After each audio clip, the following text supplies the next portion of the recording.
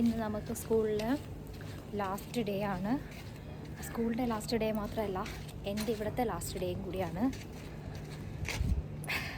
അതുകൊണ്ട് തന്നെ പലതരം മെൻ്റൽ സ്റ്റേറ്റിലൂടെയാണ് ഞാൻ കടന്നു പോയിക്കൊണ്ടിരുന്നത്. ഒരു മിക്സഡ് ഇമോഷൻ എന്ന് വേണമെങ്കിൽ പറയാം.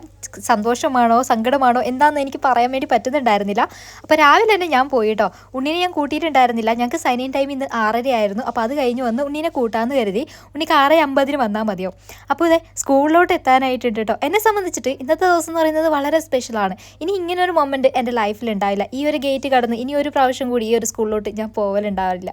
അങ്ങനെ വീട്ടിൽ വന്ന് ഉണ്ണീനെയും കൂടി കൂട്ടിയിട്ട് പോകാൻ വേണ്ടി നിൽക്കുകയാണ്. അപ്പോൾ ഉണ്ണി ഇന്ന് ഒഫീഷ്യൽ യൂണിഫോമാണ് ഇട്ടിട്ടുള്ളത്. കാരണം ഇന്ന് റിപ്പോർട്ട് കാർഡ് കൊടുക്കുന്ന ദിവസം കൂടിയാണ്.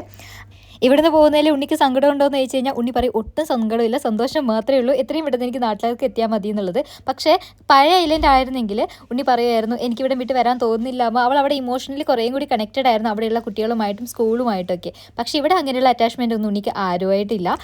എനിക്കാണെങ്കിൽ കരച്ചിലാണോ സന്തോഷമാണോ എന്നൊന്നും ഒന്നും പറയാൻ വേണ്ടി പറ്റുന്നുണ്ടായിരുന്നില്ല. അങ്ങനെ പരിപാടി തുടങ്ങി. അതിനിടയിൽ എൻ്റെ മെയിൻ പരിപാടി ഇതൊക്കെ തന്നെയായിരുന്നു. നാളേക്കുള്ള കുറച്ച് ഓർമ്മകൾ മിസ്സിൻ്റെ കൂടെ ആയിരുന്നു കേട്ടോ കഴിഞ്ഞ കുറച്ച് മാസങ്ങളായിട്ട് ഞാൻ താമസിച്ചുകൊണ്ടിരുന്നത്. ദേശം പലതാണ്, സംസ്കാരം പലതാണ്, പക്ഷെ ഞങ്ങൾ തമ്മിൽ കണക്ട് ചെയ്യുന്ന ഒന്നേ ഉള്ളൂ, അത് സ്നേഹം മാത്രമാണ് കേട്ടോ.